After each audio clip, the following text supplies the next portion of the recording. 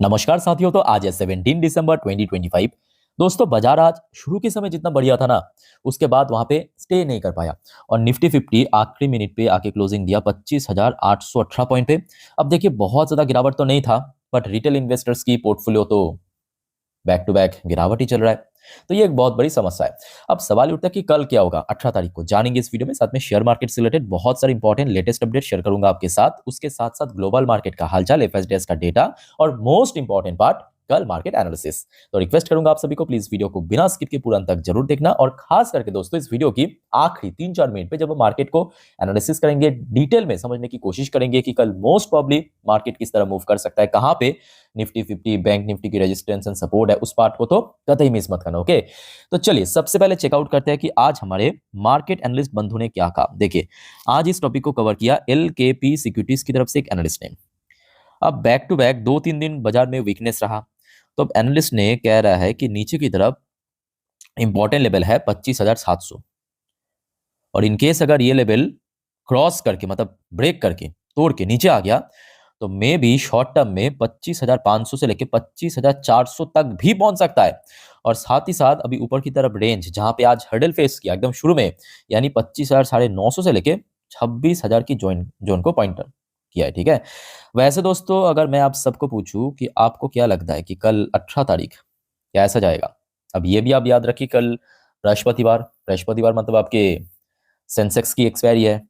ठीक है। तो आपको क्या लगता है कि कल ऊपर की तरफ 26,000 की तरफ बढ़ेगा, या नीचे 25,500 की तरफ बढ़ेगा, या पिछले 2 दिन की तरह थोड़ा बहुत यहाँ पे कंसोलिडेट करेगा। जो भी आपको लगता है कमेंट करके प्लीज बताइए, जरा देखते हैं आप लोग की कमेंट। अच्छा, फिलहाल इस टॉपिक को कवर किया मनी कंट्रोल की तरफ से दूसरे एक और एनालिस्ट ने। देखिए, बाजार के बारे में अपना एक विचार रखा, पॉइंट ऑफ व्यू रखा, टेक्निकल व्यू। देखिए, Nifty 50 bank Nifty falling below previous week low can open break attack. तो मतलब देखिए, निफ्टी 50 बैंक निफ्टी दोनों ही आज जो टॉप इंडेक्स है नीचे आके क्लोजिंग दिया, ये बात सच है। और साथ में ये भी कहा कि प्रीवियस वीक मतलब पिछले हफ्ते की जो लो है, उसको अगर तोड़ दिया तो कहीं ना कहीं बियर अटैक हो सकता है, या आप कह सकते हो कि बेयरिश मार्केट हो सकता है और ज्यादा। अच्छा, साथ ही साथ देखिए, नीचे एक रेंज भी मेंशन किया, 25,500 से लेके 26,000 की रेंज शॉर्ट टर्म बेसिस पे इनके हिसाब से यहाँ पे ट्रेड कर सकता है मार्केट। ठीक है। खैर, इस टॉपिक को तो हम इस वीडियो की आखिरी 3-4 मिनट पे बहुत अच्छे से डिटेल में चर्चा करेंगे, पर उसके पहले साथियों, बहुत सारे इंपॉर्टेंट इकोनॉमिकल डेटा, कुछ लेटेस्ट रिपोर्ट अपडेट आया है, आपके साथ में शेयर करूंगा। तो प्लीज वीडियो को पेशेंसली सुनिए और समझते जाइए। सबसे पहले हम बात करेंगे यूरोप की। आज सीपीआई डेटा आउट हुआ, सीपीआई इन्फ्लेशन यूरोप की। देखिए, प्रीवियस मंथ पे था 2.2%, फोरकास्ट आया था सेम, बट एक्चुअल डेटा 2.1%, मतलब थोड़ा बेटर। बट आप समझ पा रहे हो कि आज भारत की जहाँ पे सीपीआई डेटा अराउंड आधा परसेंट से 1% की रेंज पे चल रहा है, वही यूरोप जैसे मतलब डेवलप्ड नेशन की जो कॉन्टिनेंट है, खास करके यूके को अभी आप देख लीजिए। यूके यूके की प्रीवियस मंथ पे था 3.6%, फोरकास्ट आया था 3.5%, एक्चुअल डेटा 3.2%। तो मतलब वहाँ की इन्फ्लेशन एक्चुअली बहुत ज़्यादा है। भारत से महंगाई यूके या यूरोप की हर एक देश में बहुत ज्यादा दिख रहा है। खैर, कोई नहीं।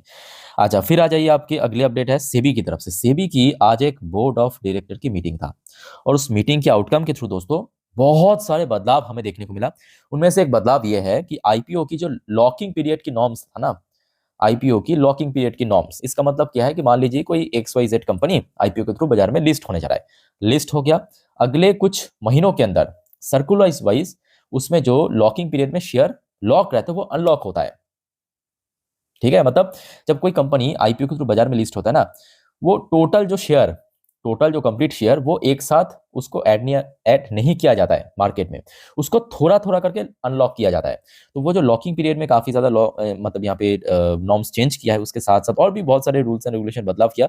अच्छा, तो मेरा कहने का मतलब ये है कि कल दोस्तों जितने भी कैपिटल मार्केट की शेयर, आप जानते हैं कैपिटल मार्केट की शेयर मतलब आपके इक्विटी मार्केट से रिलेटेड, फॉर एग्जांपल आप यहाँ पे इस लिस्ट में बीएससी को शामिल कर सकते हो, आप एंजल वन को शामिल कर सकते हो, आप रिसेंटली लिस्ट हुआ, क्या नाम है उसका, ग्रो, ग्रो को शामिल कर सकते हो, या आप मोतीलाल ओसवाल को शामिल कर सकते हो, आप सीडीएसएल को शामिल कर सकते हो। इन सब शेयर में एक अच्छा इंपैक्ट पड़ सकता है। ठीक है। लेट्स सी क्या होता है कल, इसके ऊपर नजर जरूर रखना कैपिटल मार्केट की शेयर में। फिर आ जाइए, अगले रिपोर्ट है आपके गीता गोपीनाथ की तरफ से।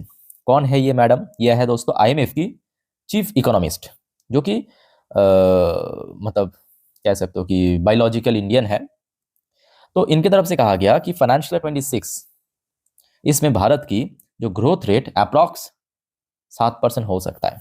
और मेरे हिसाब से देखिए 7% नहीं, इससे ज़्यादा ही हो सकता है, क्योंकि बिकॉज पहले 2 क्वार्टर तो मैंने देखा था काफ़ी बढ़िया था, Q1 और Q2, और Q3 उससे भी बेटर हो सकता है इसलिए because GST reform, festival season, wedding season, demand huge. तो कहीं ना कहीं उम्मीद तो है, अब देखना होगा कि फरवरी पे जो डेट आउट होगा Q3 की कैसा होता है। अच्छा, फिलहाल केआरएच की तरफ से, केआरएच एक ब्रोकरेज फर्म, उनकी तरफ से चेंज किया है भारत की जीडीपी फोरकास्ट। पहले कितना था, आज 7.5% कर दिया। मैं आपको एक बार दिखा देता हूँ, देखिए पहले मतलब इसके पहले 6.9% मतलब फोरकास्ट किया था, इस बार बदल के 7.5% कर दे। जो हमेशा आपको मैं कहता हूँ कि देखिए चाहे आज कोई भी rating agency company, brokerage company या कोई भी एजेंसी की तरफ से भारत की फोरकास्ट आ रहा है, ठीक है, डज नॉट मैटर कि वैसा ही होगा, वो टाइम टू टाइम बदल भी सकता है। जैसे कि आप देखिए शुरू में कह रहा था कि 6.9%, अभी देख रहा है कि भाई स्थिति बढ़िया है, 7.5% कर गया है ना। मैं आपको इस साल की शुरू में भी कहा था। आज उसके बाद आ जाइए एक मार्केट एनालिस्ट जिनका नाम है दिनशॉ ईरानी। दिनशॉ ईरानी ने क्या कहा कि mid cap small cap turn attractive on earning revival. तो इनके हिसाब से अगर अर्निंग रिवाइव कर गया, मतलब जो कंपनीज की, खास करके मिड कैप और स्मॉल कैप कंपनीज की जो रिजल्ट है, अर्निंग है, वो अगर बढ़िया हो गया, बेटर हो गया, तो कहीं ना कहीं ये सब सेक्टर्स में दोस्तों एक अच्छा मूवमेंट हो सकता है, क्योंकि इसका वैल्यूएशन काफी अट्रैक्टिव हो जाएगा। साथ ही साथ ये भी कहा कि financial to lead next rally, financial sector को मेंशन किया है कि मार्केट के लिए, मतलब नेक्स्ट अगर मार्केट में रैली हुआ तो फाइनेंशियल सेक्टर्स सबसे ज्यादा यहाँ पे बोल सकते हो कि गेन करेगा या लीड करेगा। ओके, अच्छा अगले अपडेट है आपके एक पर्टिकुलर शेयर के ऊपर। Promoter sell 9% stake in Akzo Nobel Polar Capital Poonawalla vision fund pick 4% share. तो यहाँ पे काइंड ऑफ कह सकते हो कब हैंड चेंज हुआ, ठीक है, तो इस शेयर के ऊपर नजर रखना कल। अच्छा, फिर आ जाइए आपके श्रीराम फाइनेंस। श्रीराम फाइनेंस के ऊपर तो ये सुनने को आ रहा था, मैं आपको इवन परसों भी कहा था। Shriram Finance board meet on Friday, मतलब आपके परसों, likely to finalise MUFG deal. ठीक है, ये डील साइन हो सकता है, मतलब यहाँ पे जो खरीदेगा आपकी एक जापानीज कंपनी है आपके मित्सुबिशी यूएफजी या मूएफजी, ठीक है, वो श्रीराम फाइनेंस में कुछ पर्टिकुलर स्टेक पीक कर सकता है, सुनने को आ रहा है। तो कल इसके ऊपर भी दोस्तों नजर रखना।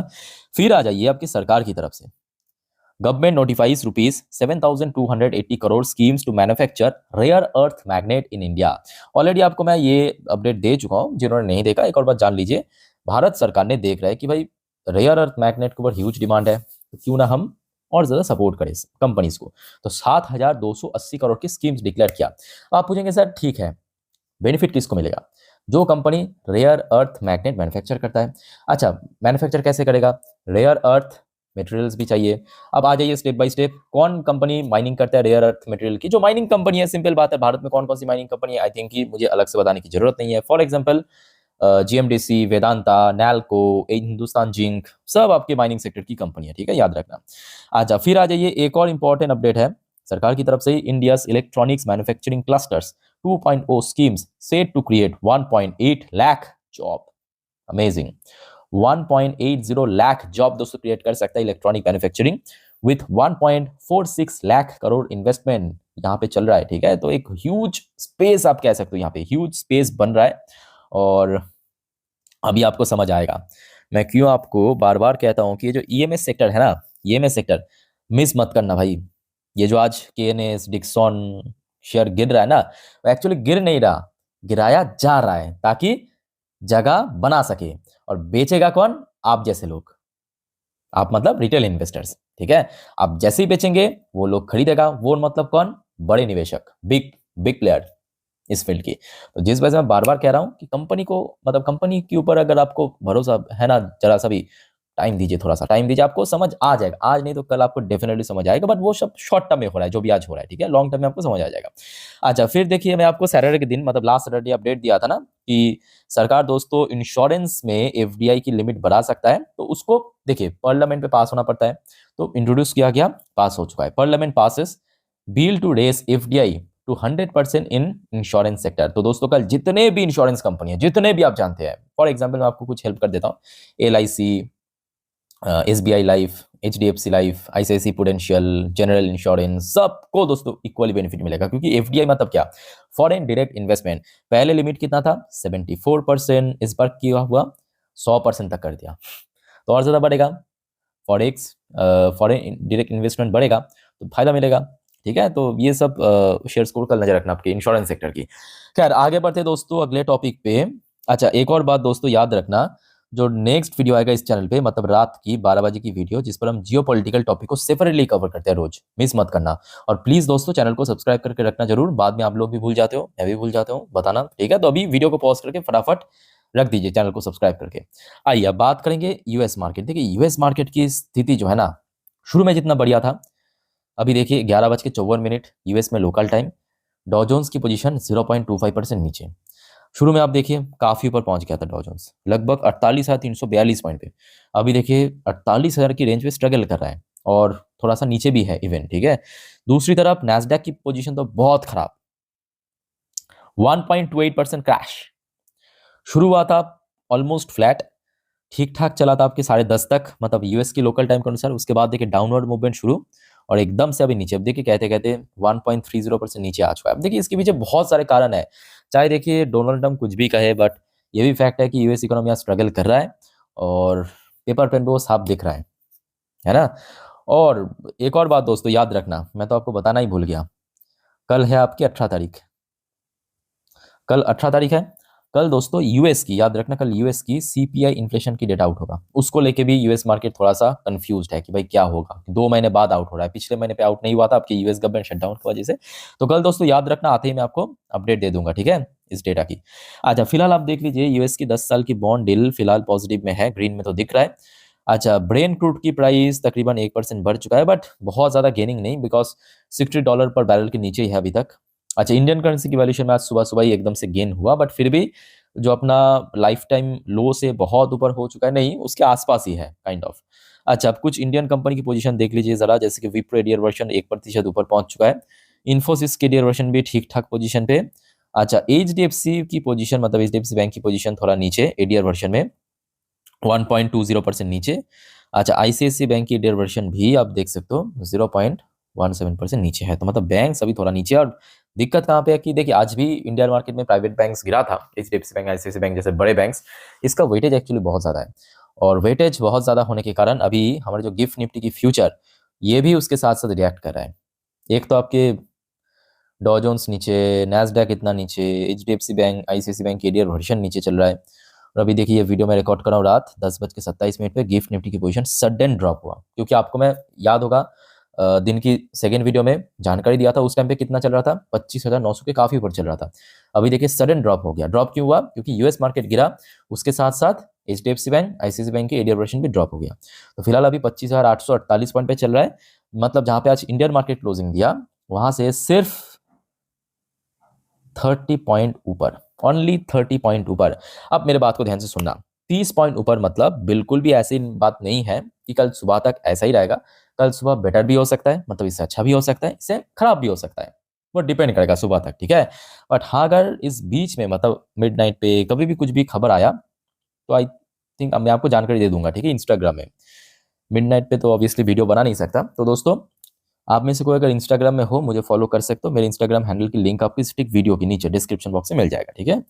अच्छा फिलहाल आप देख लीजिए, वैसे आज एफआईएस की खरीदारी हुआ, एक्चुअली ये चाहिए था मार्केट को। मैं आपको पिछले काफी दिनों से बार बार कह रहा था ना कि एफआईएस की कंसिस्टेंट इनफ्लो चाहिए। अब देखिए आज एक दिन हो सकता है कि गलती से खरीद लिया, एक दिन खरीदने से कुछ नहीं होगा। आज खरीदा 1,171 करोड़ की शेयर, डीआईएस ने खरीदा 768 करोड़ की शेयर, बट स्टिल मैं कहूंगा एक दिन खरीदने से कुछ नहीं होगा।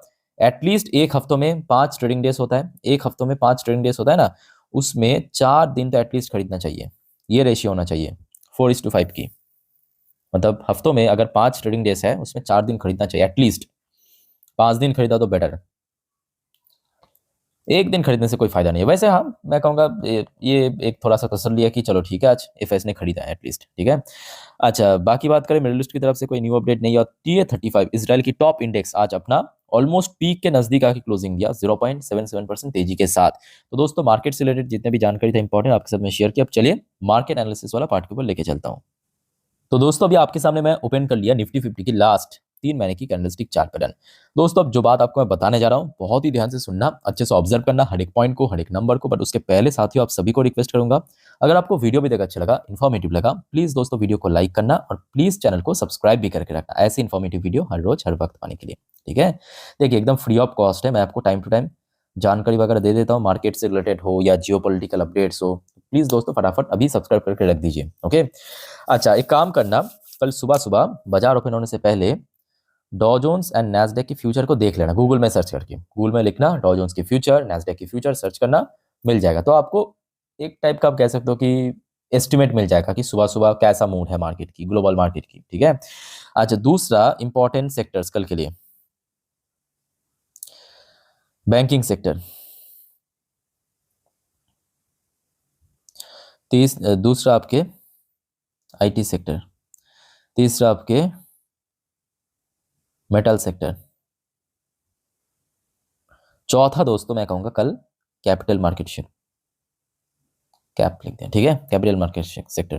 अच्छा अब आ जाइए, ये हो गया आपका एक दिन की चार्ट पैटर्न। एक दिन की चार्ट पैटर्न मतलब यहाँ पे जो भी कैंडल्स आपको दिख रहा है ना, सब एक एक दिन को रिप्रेजेंट कर रहा है।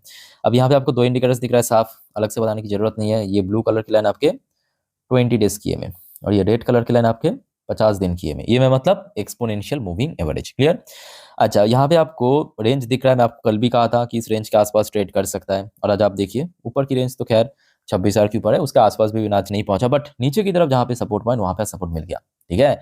तो कल के लिए भी मैं कहूंगा ये जो आपको रेड कलर की लाइन दिख रहा है ना, देखिए मैक्सिमम जूम मैं कर चुका हूँ, ये जो रेड कलर की लाइन, ठीक है, इसका नंबर मैं आपको बताता हूँ, इसका नंबर है 25,800। कल यहीं पे सबसे इंपॉर्टेंट सपोर्ट, और इसको होल्ड करना जरूरी है, इसको कल डिफेंड करना जरूरी है, ठीक है। अच्छा मान लीजिए कि थोड़ा बहुत कमजोर हो गया मार्केट, क्योंकि हर रोज हो रहा है, इसमें कोई नया बात नहीं है, हर रोज हो रहा है, तो कहाँ तक जा सकते हैं। तो देखिए ये एक दिन की चार्ट पैटर्न, एक दिन सॉरी 4 घंटे की चार्ट पैटर्न, यहाँ पे आप देख सकते हैं 4 घंटा, मतलब यहाँ पे हर एक कैंडल 4 4 घंटे को रिप्रेजेंट कर रहा है। तो उसके पहले अगर आप देखेंगे कुछ दिन पहले मार्केट में जब करेक्शन हुआ था, यहाँ पे सपोर्ट मिला था, ये कौन सा लेवल 25,750, सिर्फ यहाँ मतलब लास्ट वीक की बात नहीं है, आप एक महीने पहले पहुंच जाइए तो आप देखेंगे 25,750 पे सपोर्ट मिला था।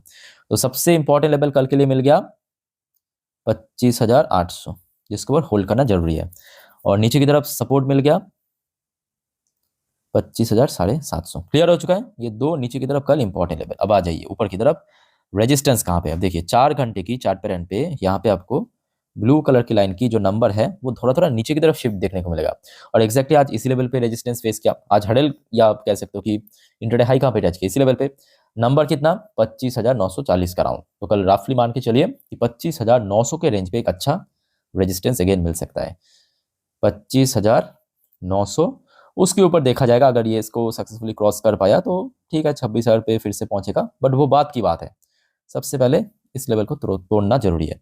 अच्छा अब आ जाइए आपके बैंक निफ्टी, देखिए बैंक निफ्टी की क्लोजिंग पोजीशन भी आज थोड़ा वीक था, वीक इसलिए था क्योंकि कल तक एटलीस्ट 59,000 को डिफेंड कर रहा था, आज 59,000 को डिफेंड नहीं कर पाया, ठीक है। तो कल सेम टास्क रहेगा 59,000 के ऊपर स्टे होना, अगर स्टे कर गया तो ऊपर की तरफ रेजिस्टेंस आप देख सकते हो ब्लू कलर की लाइन 59,286 पॉइंट पे, अगर नहीं स्टे कर पाया तो आज जहां पे इंटरडे लो टच किया यानी अप्रोक्सीमेटली 58,800,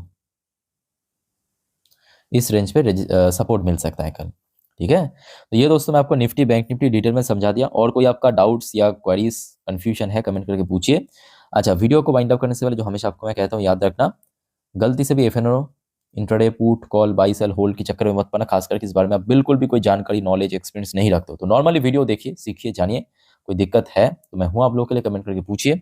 और दोस्तों चैनल को सब्सक्राइब करना मत भूलना, ऐसे वीडियो हर रोज हर वक्त पाने के लिए। तो मिलता है नेक्स्ट वीडियो में, टेक केयर, बाय बाय, जय।